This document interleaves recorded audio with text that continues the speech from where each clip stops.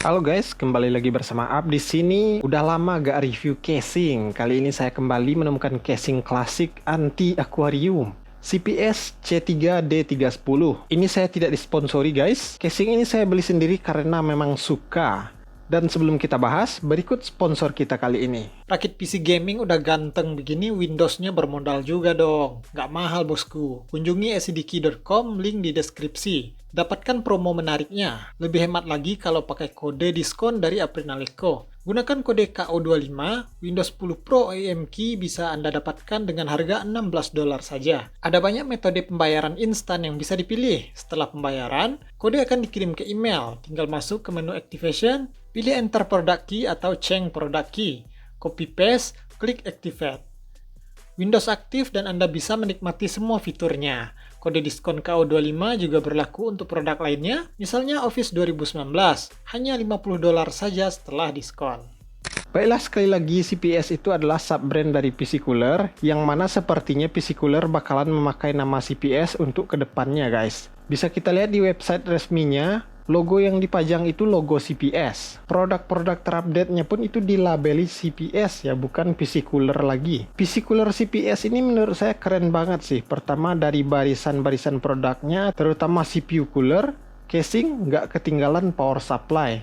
Kualitas, desain, dan performanya mantap. Harganya murah bro. Murah artinya lebih rendah dari kompetitor ya.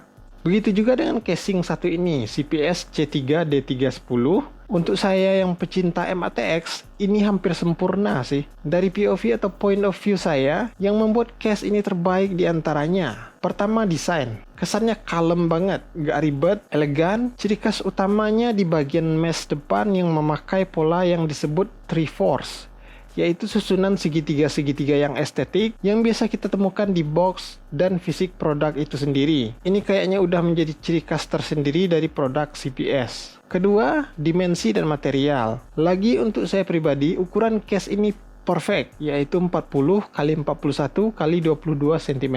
Gak kekecilan dan gak kegedean. Material sasisnya juga gak kaleng-kaleng, yaitu SPCC setebal 0,6 mm. Tempered glassnya 4 mm dan sudah sistem slide dengan 2 baut pengunci di belakang. Bukan yang menggunakan 4 baut yang biasanya ribet dan agak mengganggu penampilan itu ya. Ketiga, daya tampung. Pastinya case ini hanya bisa dimasuki mobo ukuran MATX dan ITX. Tapi VGA maksimal bisa 35 cm. Tapi kalau ingin menggunakan VGA yang tebal, katakanlah triple slot begitu, pastikan mobo MATX yang teman-teman gunakan PCIe X16 utamanya berada di barisan paling atas PCIe expansion slot ya, karena expansion slot casing ini hanya 4 baris saja. Untuk storage maksimal 2 hard disk konvensional ditambah 3 SSD. Power supply maksimal panjang 20 cm.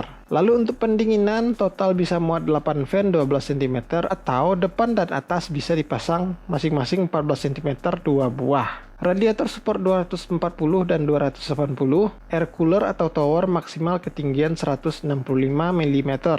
Keempat, airflow. Dengan panel depan full mesh, airflow untuk case ini sudah termaksimalkan, plong banget, terutama intake. Karena di bagian depan juga belum diberikan dust filter, ada kelebihan dan kekurangannya. Cover power supply juga diberi lubang-lubang, cukup membantu untuk VGA agar bisa bernafas. Kelima, kabel manajemen. Di belakang ada celah 2,7 cm untuk menyalurkan kabel-kabel, lega banget. Tapi bukan itu kelebihan utama dari poin kabel manajemen. Kita beralih ke bagian depan. Nah, saluran kabel-kabelnya bro. Pertama, saluran untuk 24 pin motherboard. Ini panjang ya dari atas ke bawah. Kan posisi port 24 pin mobo itu beda merek, beda tipe, beda juga posisinya ya. Nah, dengan saluran yang lega seperti ini, kabel 24 pin pastinya bakalan lebih rapi, nggak miring-miring ya. Terutama jika menggunakan kabel sleeve extension. Lalu saluran untuk perkabelan di bawah juga besar banget dan ada lubang khusus untuk kabel GPU power di sini. Ini yang saya cari-cari guys, karena nanti ini akan dipasangi ROG 1070 Ti. Ditambah kabel sleeve extension, pastinya ganteng banget.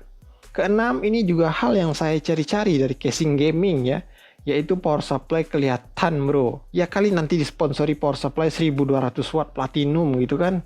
Bisa pamer bro, casing aquarium mana bisa. Casing ini saya dapatkan di harga 600.000 sebelum diskon marketplace. Dan 600.000 itu termasuk fan PC cooler halo bro. Fan 3-in-1 RGB 4 pin plus controllernya. Bisa ganti-ganti pola bro. Tapi ini nggak bakalan saya pakai sih. Oke, itu saja pembahasan kali ini. Untuk build-nya saya masih menunggu part-partnya yang lain. Yang mana ini akan saya pakai sebagai PC pribadi guys. Tema hitam sangar, less RGB. Semoga cepat terkumpul. Sekian saja, terima kasih banyak sudah menonton. Sampai jumpa di episode selanjutnya.